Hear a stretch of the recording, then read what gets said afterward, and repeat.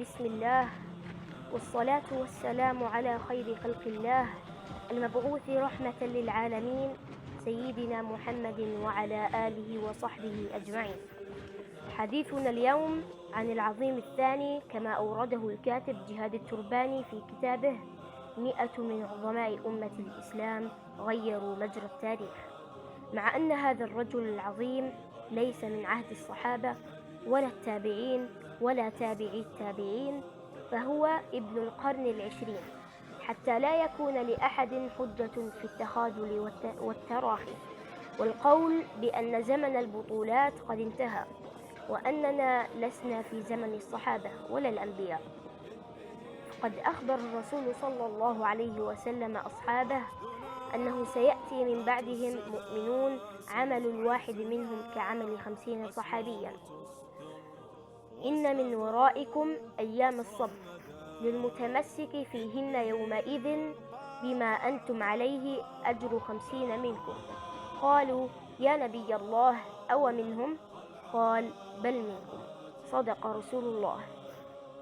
فعظيمنا اليوم هو البطل الأسطورة الأمير محمد بن عبد الكريم الخطابي. ولد في بلدة أغادير في الريف المغربي الإسلامي عام 1301 هجري و1383 ميلادية.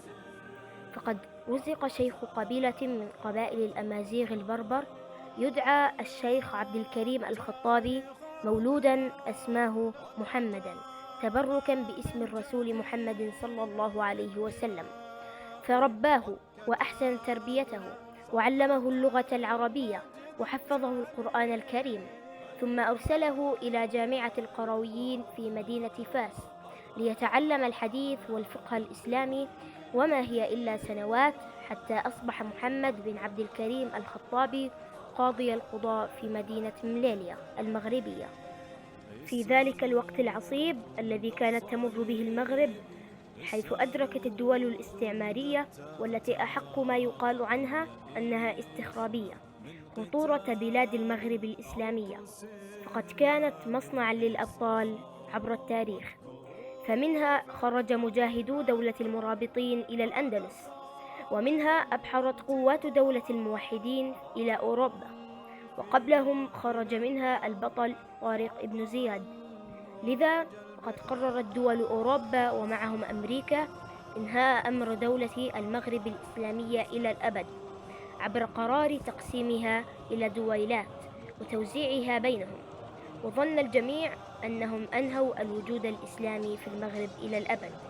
لكن كان للشيخ عبد الكريم الخطابي وابنه محمد رأي آخر، فقد عملا على تجميع القبائل المتناحرة على راية الإسلام ومراسلة الخليفة العثماني في ذلك الوقت. عندها قتل الإسبان الشيخ عبد الكريم الخطابي، وأسروا ابنه محمد ووضعوه في أحد السجون على قمة جبل، وبطريقة عجيبة قام محمد بتحرير نفسه والهروب من السجن، لكن للأسف قاموا بكشف أمره وإعادته إلى السجن مرة أخرى، لكنه خرج بعد حين ليكون جيشا مكونا من 3000 مقاتل من رجال القبائل. وابتكر الأمير الخطابي فنا جديدا في فنون القتال العسكري، كان هو أول من استخدمه في التاريخ تحت اسم حرب العصابات، هذا الفن القائم على الكر والفر، فأصبح نظام قتال عالمي.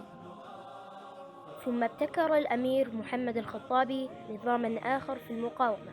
اعترف الزعيم الفيتنامي هو شي منا أنه اقتبسه من الأمير الخطابي في قتال الفيتناميين للأمريكيين بعد ذلك بسنوات، فقام بذلك البطل الإسلامي الخطابي بتلقين الجيش الإسباني درسا في فنون القتال. ولما تضاعفت خسائر الإسبان في الريف الإسلامي، قام ملك إسبانيا ألفونسو الثالث عشر بإرسال جيش كامل من مدريد تحت قيادة الجنرال سيلفستري، والتقى الجمعان في معركة أنوال الخالدة، جيش إسباني منظم من 60,000 جندي مع طائراتهم ودباباتهم مقابل 3000 مجاهد مسلم مع بنادق بدائية فقط. ولكن هذان خصمان اختصموا في ربهم، فئة تقاتل في سبيل الله وفئة تقاتل في سبيل الصليب، وكان حقا على الله نصر المؤمنين.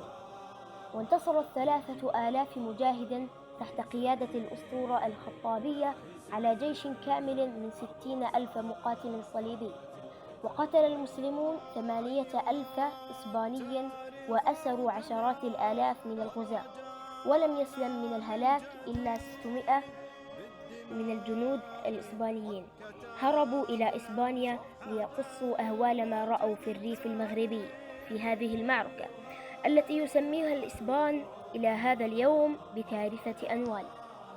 وبعد ذلك أسس الأمير الخطابي لأول مرة منذ الاحتلال إمارة الريف الإسلامية في شمال المغرب الإسلامي، وقام الخطابي بتعليم الناس الدين الإسلامي الصحيح الخالي من الشعوذة والدروشة، وقام بإرسال بعثات علمية لدول العالم وتوحيد صفوف القبائل المتناصرة تحت راية محمد صلى الله عليه وسلم. وكما هو متوقع، بعد كل صحوة إسلامية اجتمعت دول الصليب مرة أخرى بعد أن أحست بخطر الدولة الإسلامية الوليدة التي لو بقيت لغيرت مسار التاريخ، وكونوا تحالفا من 500,000 جندي أوروبي بطائراتهم ودباباتهم وبوارجهم الحربية مقابل 20,000 مجاهد مسلم. ولكن الأمير المجاهد محمد الخطابي الذي تربى على آيات القرآن الكريم وحفظها في صغره: يا أيها الذين آمنوا إن تنصروا الله ينصركم ويثبت أقدامكم، سورة محمد، استمات في الجهاد أمام 500,000 من المقاتلين. فكانت المفاجأة: لقد انتصر المجاهدون المغاربة في جميع الجولات التي خاضوها، فأوقعوا الخسائر في صفوف الغزاة عندما أدركت جيوش أوروبا أنها لن تستطيع هزيمته على أرض المعركة، فلجأوا للمكر والخبث والحيلة، فألبوا مشايخ الصوفية عليه، وقاموا بشراء ذممهم حتى ينقلبوا على الشيخ المجاهد الذي كان يحارب البدع الصوفية من رقص ودروشة وإقامة الموالد، فأصدروا فتوى تحرم القتال مع الشيخ الخطابي. ثم قامت الطائرات الفرنسية والإسبانية بإلقاء الأسلحة الكيميائية والغازات السامة على المدنيين، وحاصر الأسطول الإنجليزي سواحل المغرب، فقاتل الخطابي أمام أمم الأرض مجتمعة من خونة وصليبيين، ولم يبق حيا من المجاهدين إلا 200 مقاتل عاهدوا الله على الشهادة تحت قيادة الشيخ المجاهد الخطابي، فلم يستسلموا أبدا حتى يئس الصليبيون من هزيمتهم، فلجأوا مجددا إلى أسلوبهم الرخيص بأن كتبوا لهم الضمانات وتعهدوا بسلامة كل المسلمين، ولكن للأسف نقضوا عهودهم كالعادة، وقاموا بخطف الشيخ محمد بن عبد الكريم الخطابي، وقاموا بنفيه إلى جزيرة مجهولة في المحيط الهندي لمدة 20 عام، ظل فيها في الأسر إلى أن أراد الله أمرا كان مفعولا، قد سخر الأسباب لتحرير الشيخ من الأسر. فخلال نقل الشيخ عبر قناة السويس قام المجاهدون بتحريره من أيدي الخاطفين الفرنسيين. كانت هذه نبذة عن حياة البطل الأسطوري الإسلامي العظيم، ضحى بزهرة شبابه برفع راية لا إله إلا الله محمد رسول الله. ومما يحزن النفس أن معظم الشباب لم يسمعوا باسمه قط، على الرغم من أن كثيرا منهم متيمون بأبطال لم يحاربوا إلا من أجل مصالحهم الدنيوية ومبادئ شيوعية مثل السائر الشيوعي في جيزار. فلو علموا أنه قام بزيارة القاهرة خصيصا لزيارة الشيخ البطل الخطابي ليتعلم منه أساليب القتال، فقد قال: أيها الأمير، لقد جئت إلى القاهرة خصيصا لكي أتعلم منك. فتغير رأي شبابنا في تاريخهم الذي نسوه أو نسوه.